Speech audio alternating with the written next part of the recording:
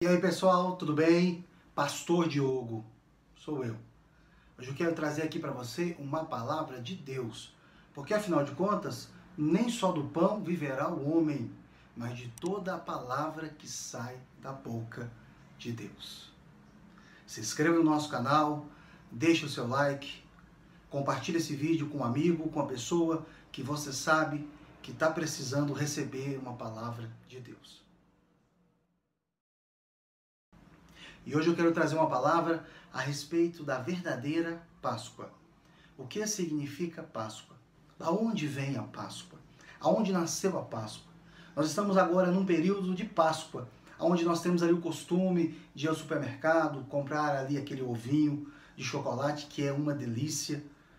Mas nós precisamos entender o verdadeiro significado de Páscoa.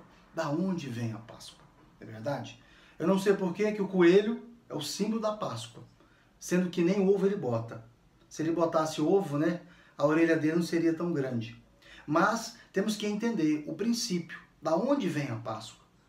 Por que existe a Páscoa? Então nós vamos agora abrir aqui a Bíblia, num texto que está lá no livro de Êxodo, no capítulo 12, a partir do versículo, olha só, 21. Abre a sua Bíblia aí, Êxodo, capítulo 12, versículo 21, que diz assim, ó. E Moisés convocou, pois, todos os anciões, autoridades de Israel, e ordenou-lhe: Ide, escolhei um cordeiro ou um cabrito do rebanho, segundo as vossas famílias, e imolai e celebrai a Páscoa. Então o texto bíblico, ele está narrando ali uma direção que Deus ele dá a Moisés. Essa é uma história até conhecida. Recentemente teve novelas, filmes a respeito lá dos 10 mandamentos, a respeito ali das pragas do Egito. Então a última praga, a última praga que libertou o povo de Israel. Deus havia determinado que o filho primogênito, o primeiro de todos os rebanhos, de todas as famílias, ele seria morto. Mas existiria ali uma forma de livrar o povo de Israel, o povo escolhido, que seria o seguinte: deveria ali matar esse cordeiro, e o sangue desse cordeiro ele iria ser passado ali nas portas de cada família do povo de Israel, para que quando o espírito da morte passasse ali, aquelas famílias não seriam atingidas. Mas aquele que não tivesse aquele sangue sobre a porta, aquele sangue que estaria protegendo ali o seu primogênito, o seu primeiro filho, quem não tivesse aquele sangue iria perder o seu primogênito. E isso foi real. Então a Bíblia narra essa história e ela aconteceu.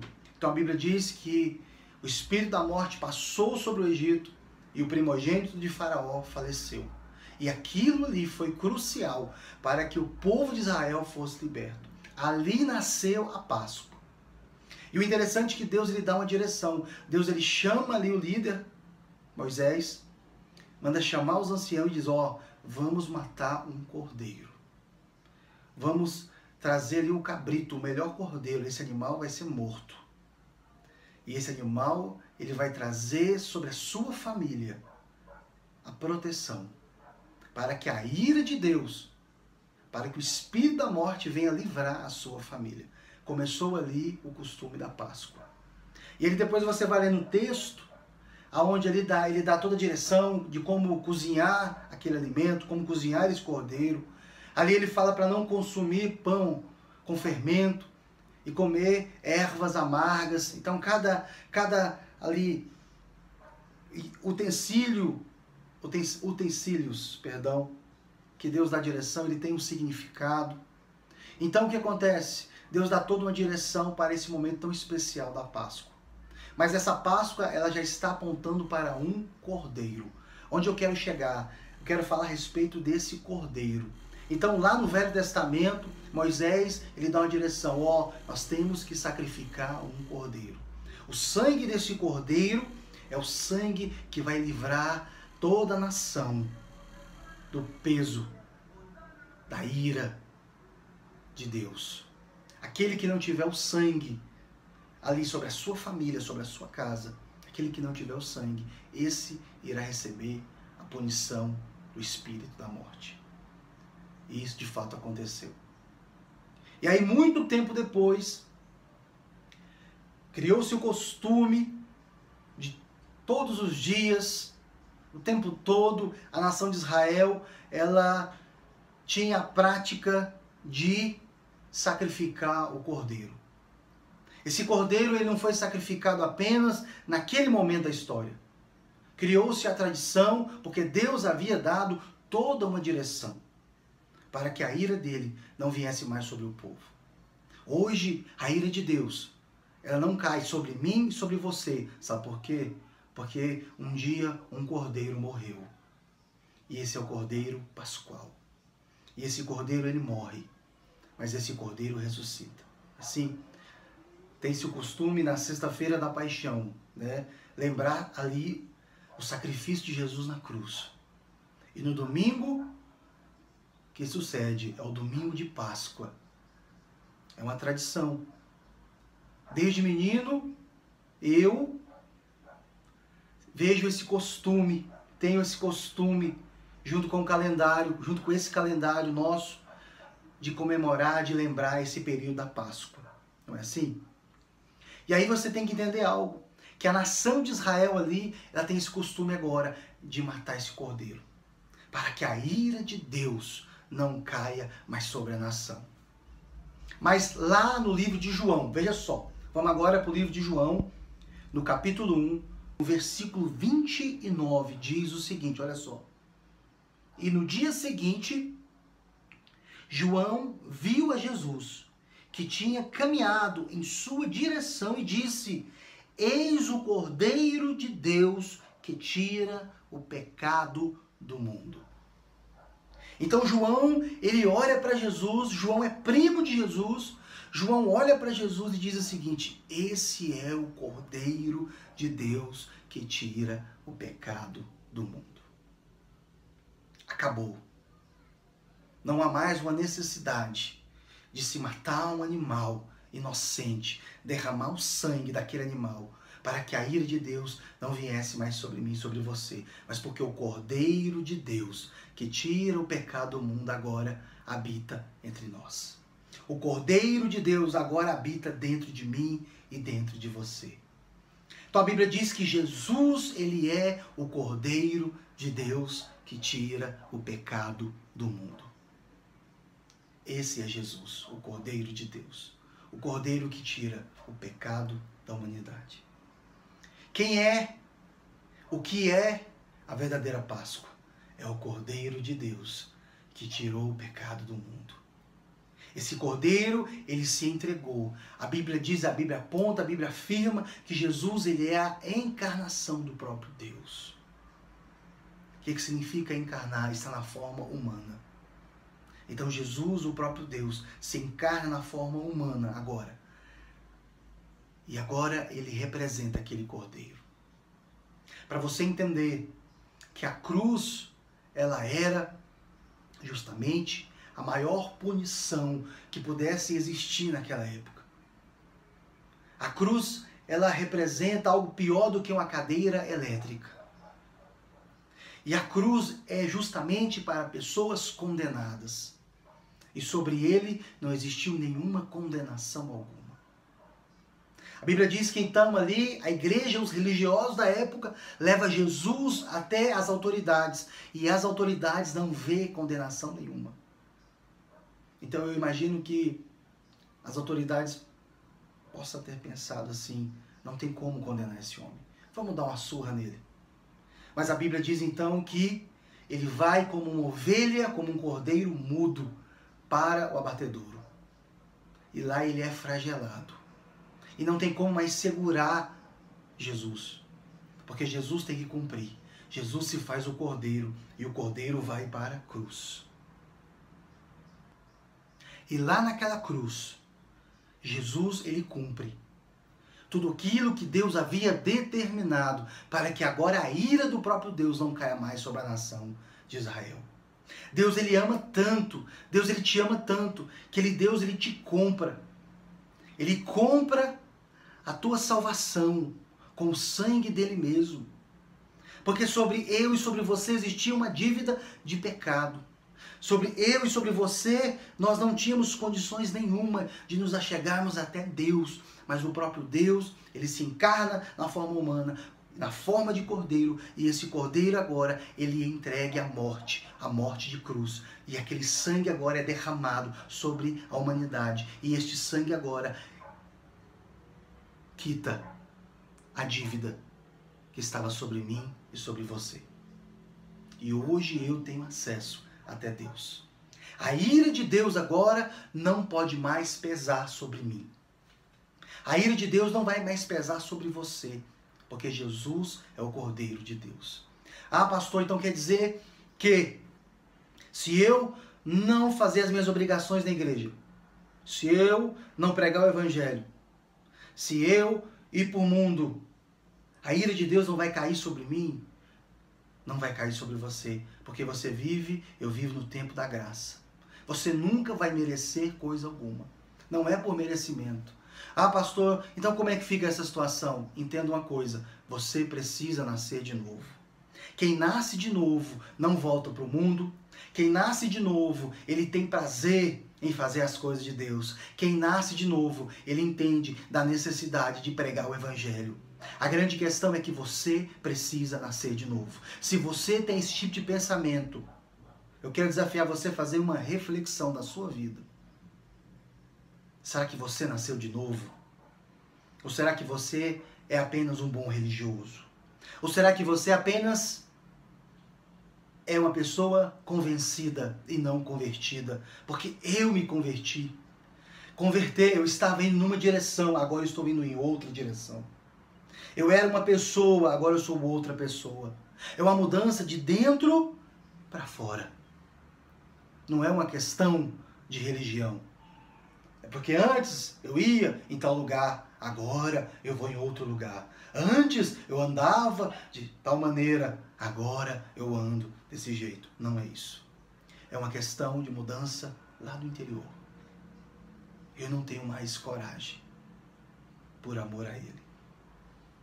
Todas as vezes que eu penso em desistir, porque muitas vezes, meu irmão, nós pensamos em desistir. Porque é difícil. É difícil na força do meu braço. Mas com Ele, com o Cordeiro de Deus que tira o pecado do mundo, com Ele, tudo se torna fácil. Por quê? Porque é por amor. Eu quero trazer para você hoje essa mensagem, para que você possa entender a verdadeira Páscoa. A verdadeira Páscoa é Jesus. Jesus é a verdadeira Páscoa. Então a Bíblia diz que então, lá naquela cruz, Jesus diz, está consumado. O que isso significa? Que Jesus cumpriu tudo aquilo que Deus havia determinado por amor a você, por amor a mim. E então, o sangue de Jesus, a Bíblia diz que é derramado sobre a humanidade. O sangue do Cordeiro, o mesmo princípio, a mesma direção que Deus deu lá para Moisés. Deus agora cumpre em Jesus Cristo. E o sangue dele agora é derramado sobre o homem. E agora eu e você somos justificados. Não há nenhuma condenação para os que estão em Cristo Jesus. Você está em Cristo Jesus, você é nova criatura. Eu sou nova criatura. E o sangue dele agora está sobre mim. O sangue do Cordeiro Pascual.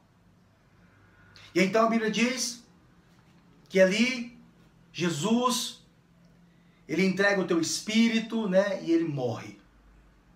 E então, no domingo, cumpriu-se 3 dias. A Bíblia diz que Jesus ressuscitou. A morte não pôde contê-lo. Sabe por quê? Porque sobre ele não existia pecado. Como é que a morte entrou na humanidade? Porque Adão pecou. Mas como Jesus não pecou, a morte não pôde contê-lo. Então imagina só a cena. Imagina só que o inferno deve ter se estremecido. Porque imagina só, meu querido. Jesus vai até o Hades. Jesus, ele vai lá para tomar a chave da morte, porque a morte não pôde contê-lo. Então imagina que Jesus está no lugar que não deveria estar, porque o inferno é lugar para pecador, mas Jesus não, sobre ele não há nenhum pecado. Mas quando ele morre, o pecado da humanidade está sobre ele. Mas a morte não pôde contê-lo, porque ele não pecou. A dívida, a promissória, ela foi rasgada. Antes, eu e você, nós éramos escravos de Satanás. Depois, Jesus vem e nos compra. E aí nós nos tornamos escravos de Jesus. Mas a boa notícia é que Jesus, como seu Senhor, ele fura a sua orelha. Ele te liberta. Você é escravo dele por amor e não por obrigação. Lá em Israel, conta-se a história o seguinte, que o escravo, ele poderia só ser comprado por um parente próximo. Você sabia disso? E então, aquele parente vem e compra ali o direito da liberdade daquele escravo. Foi o que aconteceu comigo e com você. Jesus agora vem e compra esse direito. E eu e você agora, nós somos livres. Mas existe uma marca sobre mim e sobre você. Jesus vem e fura a nossa orelha. Você é o escravo de orelha furada. Porque o Cordeiro de Deus, que tirou o pecado do mundo, ele te comprou, ele te resgatou das mãos de Satanás. E você agora é livre. Essa é a verdadeira Páscoa. Jesus Cristo, o Cordeiro de Deus, que tira o pecado do mundo, derramou o seu sangue, mas a morte não pôde contê-lo, e ele ressuscitou. E ele está vivo. E ele está vivo, e ele voltará para te resgatar, para te conduzir para a vida eterna. Uma vida de liberdade e salvação. Entenda uma coisa, você é livre. A sua vida eterna ela já começou. Talvez você imagine que você ainda desfrutará da presença de Deus, da bênção do Senhor quando você morrer. Quer dizer algo para você que me assiste, a sua vida eterna começou, você começou a andar com Deus agora.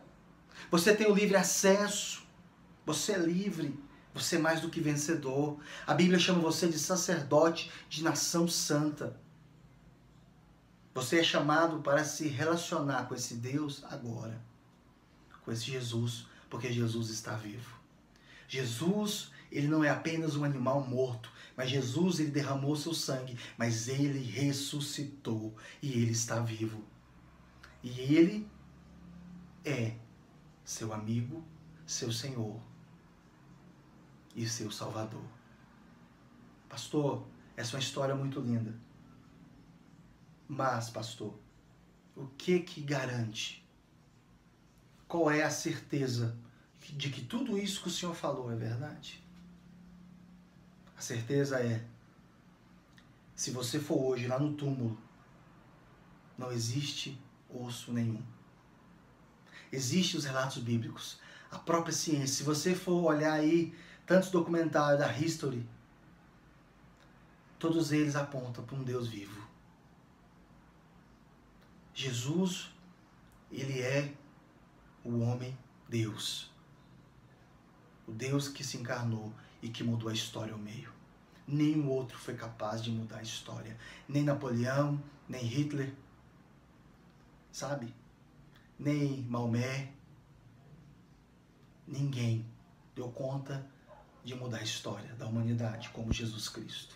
E ele disse, céus e terras passarão, mas as minhas palavras não passará. 2017 anos, aproximadamente. Existe um erro de conta aí de mais 5 anos, né? Então vamos botar 2023 anos. 2023 anos após o nascimento de Jesus Cristo, nós estamos aqui gravando esse vídeo, trazendo essa palavra para você, trazendo uma palavra viva e verdadeira, que é onde creio que está tocando o teu coração, e a palavra dele está cumprindo agora. Céus e terras passarão, muitas pessoas nasceram, morreram, mas eu estou aqui. Você está aí ouvindo. Nós estamos comemorando a Páscoa porque um Deus vivo, Ele vive e Ele ressuscitou. E Ele ressuscitou por amor a você. E Ele deseja mudar a tua história. Ele quer mudar a tua história. Você deseja? Sei que você deseja mudar a tua história? Será que você que está me assistindo agora, você não está cansado de viver essa vida? De viver essa depressão, essa angústia? Será que você não está cansado? Jesus mudou a minha vida. Ele mudou a minha história. Contra isso, não há argumento. Você pode dizer assim, ah, pastor, essa história é muito linda, está aí na Bíblia. Mas será que você nunca parou para pensar? Será que diante disso tudo que você vive, tanto sofrimento, tanta angústia, tanta dor, sentimentos, o amor, a dor, a paixão, aquela sensação de que Deus está falando com você, será que tudo isso que você sente simplesmente algo mecânico do seu organismo, do seu cérebro? Será que você é um robô como Arnold Schwarzenegger? Hasta la vista, baby. Morreu e acabou? Tirou o chip? Eu acho que não. Não tem sentido. Não tem sentido, meu querido. Não tem sentido nós sermos o único planeta do sistema solar habitado. Pode até existir vida em outros planetas, mas nesse sistema solar só existe em nós. Assim diz a NASA, né? Não sei, não quero entrar nesse detalhe. Mas eu só sei de uma coisa. Um Deus se entregou para mudar a sua vida. Você deseja ter a sua vida transformada? Se você tem condição de orar comigo, coloque a mão no seu coração agora. Aleluia. Oh Espírito Santo, Cordeiro, bendito e abençoado. O Cordeiro que tira todo o pecado da humanidade. Oh Espírito Santo, só Tu és Deus. Vai agora ao encontro, Senhor, de cada coração, de cada uma dessas pessoas que estão me assistindo, Jesus. Pai, que o Senhor possa vir abençoar agora. Que o Senhor possa vir entrar, Deus. Que o Senhor possa vir, ó Deus, transformar a história dessa pessoa que está me assistindo. Espírito Santo, assim como o Senhor mudou a minha vida, o Senhor tem o poder para transformar e mudar a vida dela. Pai, que o Senhor possa vir agora, Senhor, trazer revelação.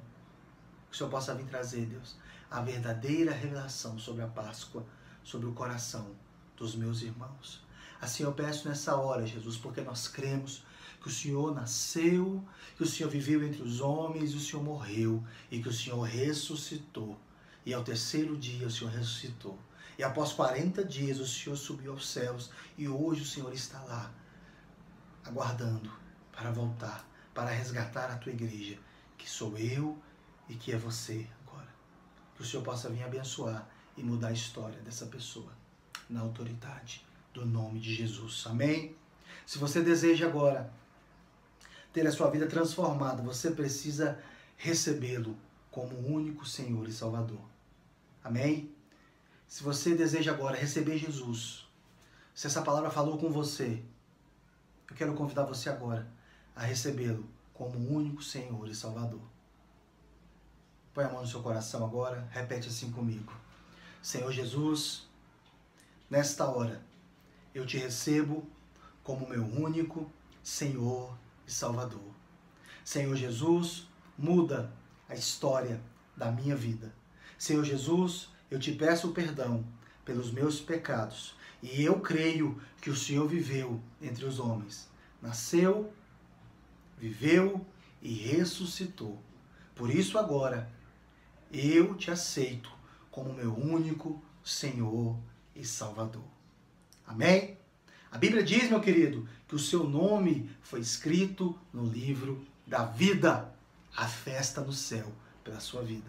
Porque a salvação do Senhor chegou até você. Amém? Se essa palavra falou com você, compartilhe com um amigo. se inscreva no canal.